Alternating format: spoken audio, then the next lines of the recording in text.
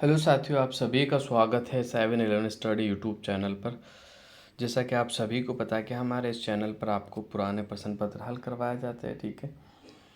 तो इसी कड़ी में आज आगे बढ़ते हुए एक नया पेपर लेकर हम आपके सामने आए, जो कि टैक्स असिस्टेंट एग्ज़ाम था 2018 वाला, जिसमें राजस्थान जीके के लगभग 20 से 21 क्वेश्चन पूछे गए थे। तो उन्हीं क्वेश्चनों को व्याख्या के साथ हम हल करने वाले हैं। इससे पहले अगर आप नए हो तो हमारे चैनल को ज़रूर सब्सक्राइब कीजिएगा, जिससे कि आपकी तैयारी मजबूत होगी और आपको पता पड़ेगा कि पैटर्न कैसा बन रहा है, किस तरह के क्वेश्चन एग्जामिनर बनाता है एग्ज़ाम के अंदर, और उसके इर्द गिर्द वाले जितने भी तथ्य वो भी मैं आपके हल करवा दूंगा। तो पहला क्वेश्चन देखते, उरिया पठार राजस्थान के किस जिले में स्थित है। तो उरिया पठार राजस्थान के किस जिले में स्थित है, तो इसका जो सही आंसर हो जाएगा सिरोही, उदयपुर, डूंगरपुर और बांसवाड़ा। तो इसका जो राइट आंसर हो जाएगा, क्या हो जाएगा अपना इसका राइट आंसर, बिल्कुल इसका जो राइट आंसर हो जाएगा आपका वो हो जाएगा ऑप्शन नंबर ए, सिरोही आपका बिल्कुल सही आंसर हो जाएगा कि उरिया का पठार राजस्थान में सिरोही जिले में स्थित है। अब उरिया के पठार की कुछ बात कर लेते हैं। तो उरिया का पठार देखो, राजस्थान का सबसे बड़ा पठार की बात आ जाए, सबसे बड़ा पठार कौन सा है, तो उरिया का पठार है सबसे बड़ा। और राजस्थान का सबसे ऊंचा पठार आ जाए, सबसे ऊंचा पठार, राजस्थान का सबसे ऊंचा पठार कौन सा है, तो सबसे ऊंचा पठार भी उरिया का पठार है। ये तथ्य भी आपको याद रखना, ठीक है। इसके अलावा मैं बात कर लूँ तो उरिया के पठार की जो ऊंचाई कितनी है, तो 1360 मीटर ऊंचा है। कितना ऊंचा, 1360 मीटर ऊंचा। ये तथ्य भी आपको याद रखना है। इसके अलावा उड़िया का पठार राजस्थान राज्य के सिरोही जिले के माउंट आबू नामक जगह पर स्थित है। ये भी आप तथ्य याद रख सकते हो। इसके अलावा और कुछ तथ्य की बात कर ले तो उरिया का पठार माउंट आबू में पड़ता है आपका। आबू का पठार भी माउंट आबू, दूसरा सबसे बड़ा जो पठार है ना वो माउंट आबू का पठार है। दूसरा सबसे ऊंचा पठार माउंट आबू का। इसकी ऊंचाई कितनी है, तो इसकी जो ऊंचाई है वो 1295 माउंट आबू वाले की बता रहा हूँ मैं, ठीक है। ये तथ्य भी। तीसरा सबसे ऊंचा पठार की बात कर ले तो भोराट का पठार होता है। और फिर ऊपरमाल का पठार, ये भी राजस्थान के अंदर है। लसाड़िया का पठार है, मैसा का पठार जिसमें चित्तौड़गढ़ का किला बना हुआ है। काखनवाड़ी का पठार अलवर में पड़ता है। मानदेसरा का पठार ये चित्तौड़गढ़ में पड़ता है। छप्पन का पठार अपना कहाँ पड़ता है, छप्पन का पठार जो अपना पड़ता है बाड़मेर राजस्थान में। और भौमट का पठार जो कि डूंगरपुर, बांसवाड़ा और हल्का सा उदयपुर शामिल होता है। तो ये सारे पठार मैंने आपको बता दिया। अगले क्वेश्चन की ओर बढ़ते हैं। अगला क्वेश्चन क्या है, टंगस्टन का उत्पादन निम्न में से कहाँ की खदान में होता है। ये आपको बताना कि टंगस्टन का जो उत्पादन होता है वो कौन सी खदान में होता है, ये तथ्य आपको बताना है। तो देखते हैं कौन सी खदान में होता है। ऑप्शन नंबर देखते हैं पहले क्या है, डेगाना, गुज्जरवाड़ा, बांदर सिंदरी, देवड़ा।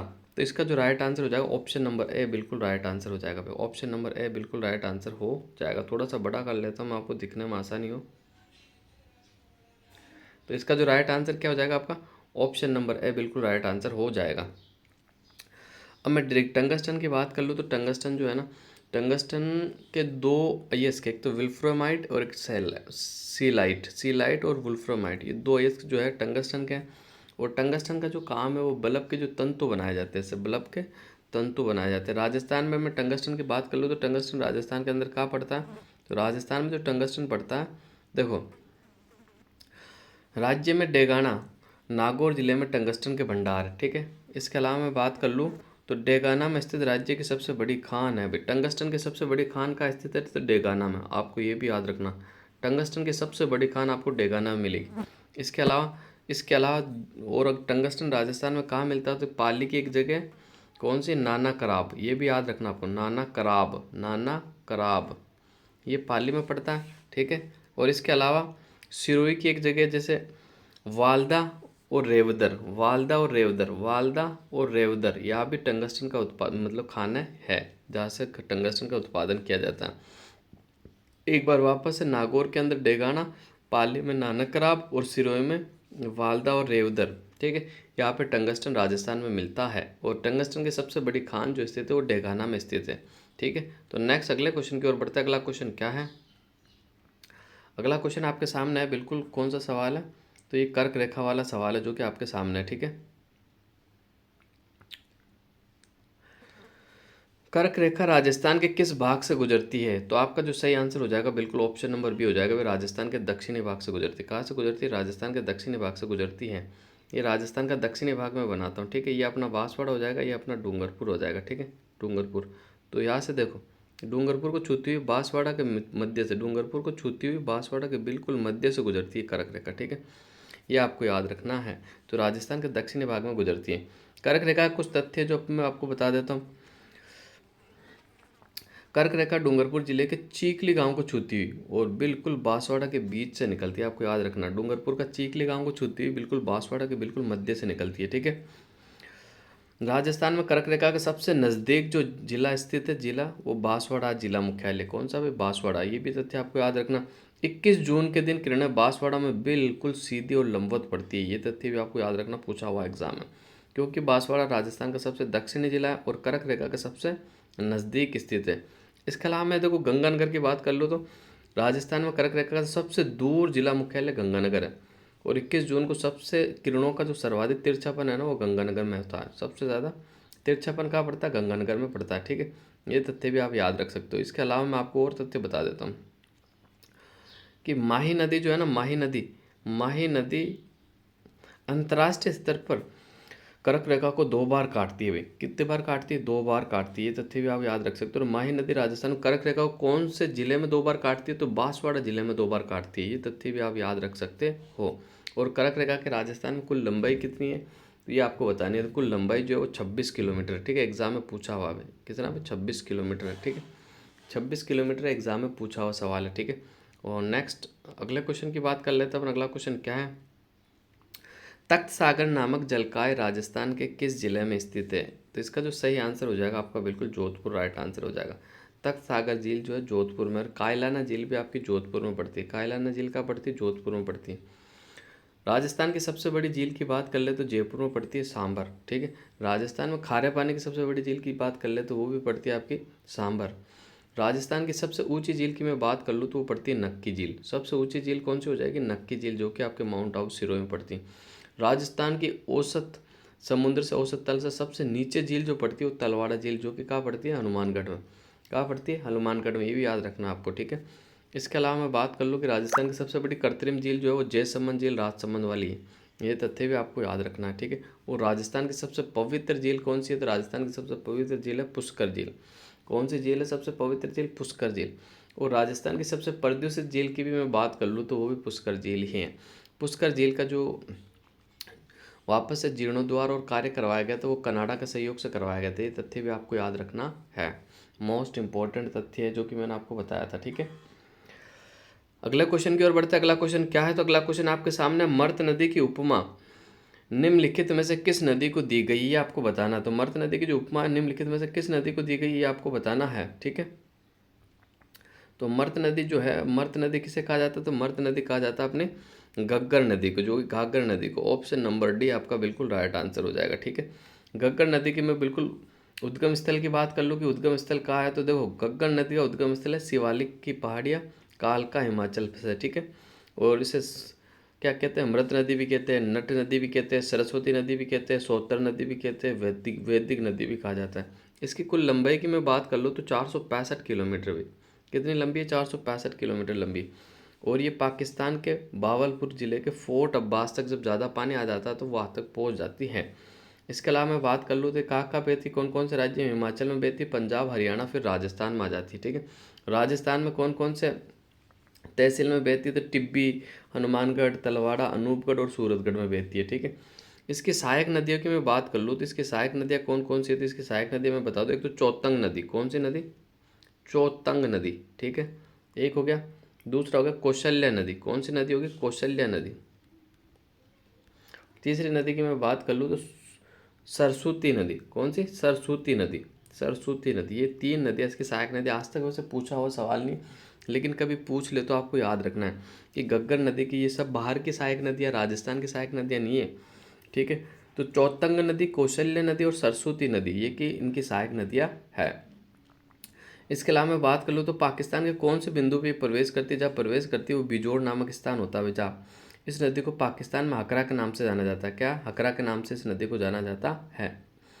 तो ये जो भी तथ्य थे घग्गर के मैंने आपको बता दिया। अगले क्वेश्चन की ओर बढ़ते हैं। मुणोतनोसी किस राज्य के दीवान थे? तो मुणोतनैसी जो थे वो जोधपुर राज्य के दीवान थे, ठीक है। ऑप्शन जसवंत सिंह के दरबार में रहते थे, ठीक है। ये तथ्य आपको याद रखना है। अगले क्वेश्चन की ओर बढ़ते हैं। तुंगा का युद्ध किस वर्ष लड़ा गया था? तुंगा का युद्ध जो लड़ा गया था वो 1787 में लड़ा गया था। ऑप्शन नंबर बी आपका बिल्कुल राइट आंसर हो जाएगा। तुंगा का युद्ध 1787 में। पूरी तारीख की बात कर ले तो 28 जुलाई 1787 को लड़ा गया था। 28 जुलाई 1727 किनके मध्य लड़ा गया? तो जयपुर के महाराजा सोई प्रताप सिंह और मराठों के महादेव सिंधिया के मध्य ये लड़ाई लड़ी गई थी। ठीक है। और फिर इसमें जयपुर के जो सवाई प्रताप सिंह थे उनके जीवन में एक प्रशंसा और विजेता घटना थी, क्योंकि ये मराठाओं के साथ युद्ध की श्रृंखला में एक महत्वपूर्ण लड़ाई थी, जो कि किसने जीती थी? सवाई प्रताप सिंह ने जीती थी। ठीक है, तो ये तथ्य भी आप याद रख सकते हो। अगले क्वेश्चन की ओर बढ़ते हैं। पटवों की हवेली कहाँ स्थित है? तो पटवों की जो हवेली है ना वो कहाँ स्थित है? तो पटवों की हवेली जैसलमेर में स्थित है। ऑप्शन नंबर डी आपका बिल्कुल राइट आंसर हो जाएगा भाई। ऑप्शन नंबर डी आपका राइट आंसर हो जाएगा, जैसलमेर में स्थित है। जैसलमेर नगर के बीचों बीच में स्थित पटुओं की हवेली का जो निर्माण करवाया था, किसने करवाया था आपको पता है? गुमानचंद बाफना ने करवाया था। किसने करवाया था? गुमानचंद बावना। इसके अलावा मैं बात कर लूँ तो इस शैली के अंदर जो नक्काशी और पत्थर की बारीक कटाई है ना, इसके लिए बहुत प्रसिद्ध है। नक्काशी और बारीक कटाई के लिए बहुत प्रसिद्ध है। ये 5 मंजिला है। इसके अंदर 66 झरोखे हैं। कितने? याद रखना है आपको, 66 झरोखे। जबकि हवा महल में कितने झरोखे हैं? तो 953 झरोखे। कितने तरह के? 953 झरोखे हवा महल में, जयपुर वाले की बात कर रहा हूँ मैं। इसके अलावा मैं बात कर लूँ तो इस हवेली में देखो हिंदू, ईरानी, यहूदी और मुगल स्थापत्य का सुंदर समन्वय भी मिलता है। पटवों की हवेली विश्व की एकमात्र हवेली है जिसकी खिड़कियाँ पत्थर की बनी हुई है। ये चीज़ आपको याद रखना, ठीक है, कि जो पटवों की हवेली है ना उसकी एक जो खिड़कियाँ वो पत्थरों की बनी हुई है। बिल्कुल मोस्ट इंपॉर्टेंट तथ्य जो मैंने आपको बता दिया। ठीक है, इसके अलावा आगे बढ़ते हैं, अगले क्वेश्चन की ओर बढ़ते हैं। अगला क्वेश्चन क्या है? तो अगला क्वेश्चन देखते हैं, ये आ गया आपके सामने। ठीक है, निम्न में से कौन सा यंत्र राजस्थान के तेलाताली नृत्य में काम नहीं आता है? ये आपको बताना है। ठीक है, कौन सा क्वेश्चन है ये? अपना अपना क्वेश्चन नंबर है 9। ठीक है, 9वां क्वेश्चन है।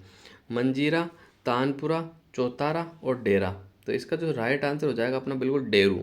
डेरू वाद्य यंत्र का तेरह ताली नृत्य में कोई काम नहीं है। चौतारा भी होता है, तानपुरा भी होता है, मंजीरा भी होता है, ढोलक भी होता है। ये भी आपको याद रखना। ठीक है, तेरह ताली जो नृत्य है वो बाबा रामदेव जी की आराधना में किया जाता है। ठीक है, कौन सी जाति के लोग करते हैं? तो कामड़ जाति के लोग करते हैं। ये तथ्य भी आपको याद रखना है। ठीक है, और इसके अंदर क्या होता है? 13 मंजीरे होते हैं, जो कि दाएं पैर पर 9 मंजीरे और दोनों हाथों में एक एक यानी 2-2 मंजीरे दोनों हाथों में होते हैं। 13 मंजीरों के साथ राजस्थान बैठकर जो नृत्य किया जाता है ना वो 13 ताली नृत्य किया जाता है। ये तथ्य भी आपको याद रखना है। एकमात्र नृत्य जो बैठकर किया जाता है। और इस नृत्य की मैं बात कर लूँ तो ये बाबा रामदेव जी का जो मेला लगता है तब किया जाता है, यानी भाद्रपद शुक्ल द्वितीया से एकादशी तक ये नृत्य किया जाता है। और इस नृत्य के जो प्रमुख कलाकार एक तो लक्ष्मण कामड़ हो गए आपके, ठीक है, एक मांगी बाई होगी, एक मोहिनी बाई होगी। तो ये प्रमुख कलाकार है जो आपको याद रखना है। अगले क्वेश्चन की ओर बढ़ता हूँ। ब्लू पोट्री को राजस्थान में किस शासक द्वारा लाया गया था? ठीक है, ब्लू पोट्री को राजस्थान में किस शासक द्वारा लाया गया? तो बिल्कुल ऑप्शन नंबर ए 10 का जो ऑप्शन नंबर ए है आपका बिल्कुल राइट आंसर हो जाएगा। महाराजा राम सिंह लाए थे। भाई कौन लाए थे? महाराजा राम सिंह लाए थे। ठीक है, ऑप्शन नंबर ए आपका बिल्कुल राइट आंसर हो जाएगा। अगले क्वेश्चन की ओर बढ़ते हैं। अगला क्वेश्चन क्या है? तो अगला क्वेश्चन आपके सामने है। निम्नलिखित में से कौन सा ग्रासिया जनजाति का से संबंधित नृत्य है? तो इसका देखो गुड़ला, वालर, गेर और गंवरी। इसका जो राइट आंसर हो जाएगा वालर नृत्य हो जाएगा। क्या राइट आंसर हो जाएगा? वालर नृत्य, जो कि बिल्कुल आपका राइट आंसर हो जाएगा। वालर नृत्य के बारे में कुछ चर्चाएं अपन कर लेते हैं। तो वालर नृत्य स्त्री और पुरुष दोनों द्वारा किया जाता है। युगल नृत्य है। कौन सा नृत्य है? युगल नृत्य। ठीक है, आपको याद रखना है, युगल नृत्य स्त्री और पुरुष दोनों मिलकर करते हैं। दूसरा, बिना वाद्य यंत्र के साथ किया जाने वाला ग्रासिया का जो नृत्य है वो वालर नृत्य है। ठीक है, इसमें क्या होता है देखो मैं आपको बताता हूँ ये कैसे किया जाता है। ये नृत्य जो किया जाता है ना, 2 अर्धव्रत होते हैं। एक अर्धव्रत ये हो गया और एक अर्धव्रत ये हो गया।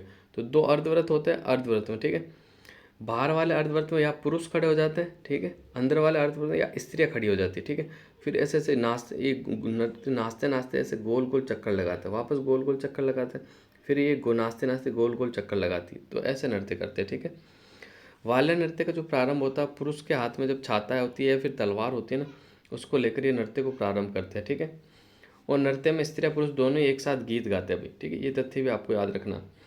और पुरुषों की गीत की जो पंक्ति होती है उसकी समाप्ति में एक पंक्ति से पहले स्त्रियाँ गीत उठा लेती है। जैसे मतलब पुरुषों का गीत खत्म होने वाला, स्त्रियाँ गीत अपना शुरू कर देती है।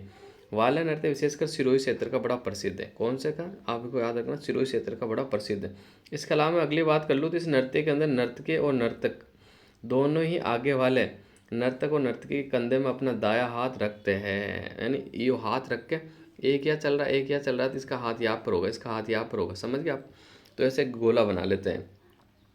और इसकी एक और ख़ास बात है, ठीक है, वाला नृत्य जो है ना ग्रासियों का घूमर कहा जाता है। ग्रासियों का घूमर किसे कहते हैं भी, वाला नृत्य को कहा जाता है। तो ये तथ्य भी आपको याद रखना है। अगले क्वेश्चन की ओर बढ़ते हैं। अगला क्वेश्चन क्या है, निम्न में से कौन सा अभ्यारण्य चूरू जिले में अवस्थित है। तो इसका जो राइट आंसर हो जाएगा ताल छापर अभ्यारण्य चूरू में स्थित है, ठीक है। ये तथ्य भी आपको याद रखना। एक इसके अलावा धौलपुर में बताता हूँ जो कि बार बार एग्जाम में पूछे। धौलपुर के 3 अभ्यारण्य, तो वन विहार हो गया आपका, ठीक है, वन विहार।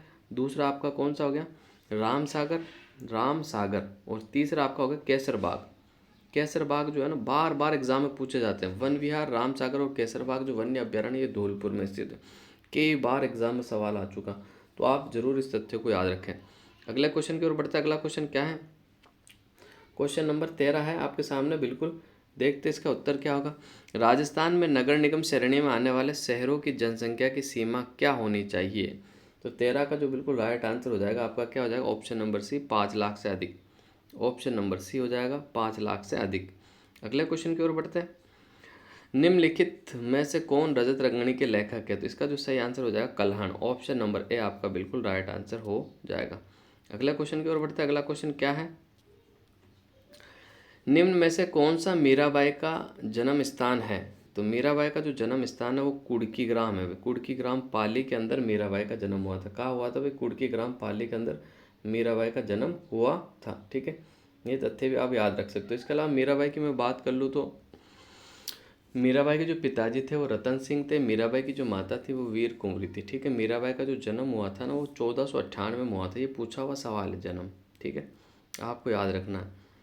1498 में मीराबाई का जन्म हुआ था। और मीराबाई का जो कि स्वर्गवास हुआ था वो कब हुआ था, ये हुआ था 1546 में। कब हुआ था, 1546, द्वारका गुजरात के अंदर। ये तथ्य भी आपको याद रखना। इसके अलावा मीराबाई के कुछ ग्रंथ है वो भी अपन याद कर लेते तो बहुत। एक तो नरसिंह जी का मायरा, एक राग गोविंद, एक राग सोरठे के पद, गीत गोविंद का टीका, मीराबाई का मल्हार। इनके प्रमुख ग्रंथ है। इनके पदों का जो संग्रह होता था उसे पदावली के नाम से जाना जाता था। किसके नाम से जाना जाता था, पदावली के नाम से जाना जाता था। तो अगले क्वेश्चन की ओर बढ़ते हैं। अगला क्वेश्चन क्या आपके सामने है, बिल्कुल, राजस्थान वित्त कॉर्पोरेशन आरएफसी की स्थापना किस वर्ष की गई थी। तो आपके 16 का जो बिल्कुल राइट आंसर हो जाएगा क्या हो जाएगा, 1951, 1956, 1947 और 1955। तो 16 का जो अपना राइट आंसर हो जाएगा बिल्कुल ऑप्शन नंबर डी, 1955 में हुई थी। आरएफसी की स्थापना कब हुई थी, 1955 में हुई थी। ऑप्शन नंबर डी आपका बिल्कुल राइट आंसर हो जाएगा। 17 की मैं बात कर लूँ, क्वेश्चन नंबर 17 की, कि 10/10/2018 के दिन राजस्थान के मुख्य सूचना आयुक्त कौन थे। तो 17 का जो आपका राइट आंसर हो जाएगा ऑप्शन नंबर है सुरेश चौधरी थे। कौन थे, सुरेश चौधरी थे। ये करंट का सवाल पूछ लिया। नेक्स्ट आगे बढ़ते हैं अपन। राजस्थान में कुप्पड़ पट्टी कहाँ स्थित है। तो राजस्थान में जो कुप्पड़ पट्टी है वो अजमेर और नागौर में है। ऑप्शन नंबर डी आपका बिल्कुल राइट आंसर हो जाएगा। इसे बाका पट्टी के नाम से भी जाना जाता है, होल्च बेल्ट भी कहा जाता है, इसे कुप्पड़ पट्टी भी कहा जाता है। तो ये तथ्य आप याद रख सकते हो। और इसके अलावा अगले क्वेश्चन की ओर बढ़ते हैं। तो अगला क्वेश्चन क्या आपके सामने है, जैसा कि तेरह ताली नृत्य का संबंध किस जाति से। तो तेरह ताली का जो संबंध है कौन सी जाति से, कामड़ से। अभी अभी ऊपर जस्ट मैंने आपको बताया था पूरा। तो अगले क्वेश्चन की ओर बढ़ जाता है। अगला क्वेश्चन क्या है, निम्नलिखित में से किस लोक देवी को थार की वैष्णो देवी के रूप में जाना जाता है। तो इसका जो सही आंसर हो जाएगा तन्नोट माता का मंदिर, जो कि जैसलमेर में पड़ता है, या जो अपने बीएसएफ के जो जवान होते हैं वो इनकी पूजा करते हैं। इसे ही थार की वैष्णो देवी के नाम से जाना जाता है। तो अगले क्वेश्चन की ओर बढ़ते हैं। अगला क्वेश्चन क्या है, आज का आखिरी सवाल है ये, गीत गोविंद सार का संबंध किस निम्न में से किस चित्र शैली से। तो इसका जो आपका राइट आंसर हो जाएगा बिल्कुल option number C, Mewar. Option number C, Mewar से संबंधित है। किससे संबंधित है, मेवाड़ से संबंधित है, ठीक है। और मेवाड़ चित्र शैली राजस्थान में सारी चित्र शैलियों की जन्मदायिनी मानी जाती है, ठीक है। सबसे पहली जो सबसे प्राचीन चित्र शैली थी वो मेवाड़ थी, ठीक है, आपको याद रखना, ठीक है। और यहाँ का प्रमुख चित्रकार था साहिब दीन। कौन था भाई, साहिब दीन, ठीक है। साहिब राम जो था वो जयपुर से था। साहिब राम का संबंध जयपुर से, साहिब दीन का संबंध मेवाड़ से था, ठीक है। ये तथ्य भी आपको याद रखना है। इसके अलावा श्रावक प्रतिक्रमण सूत्र चूर्णी जो चित्र लिखा गया था वो तेज सिंह के काल में 1260 ईस्वी में लिखा गया था, जो कि सबसे प्राचीन चित्र माना जाता है। ये तथ्य भी आपको याद रखना है। तो आज का पेपर को यही समाप्त करते हैं, अगले पेपर में आपसे फिर मुलाकात होगी। तो इस वीडियो को देखने के लिए आप सभी का धन्यवाद।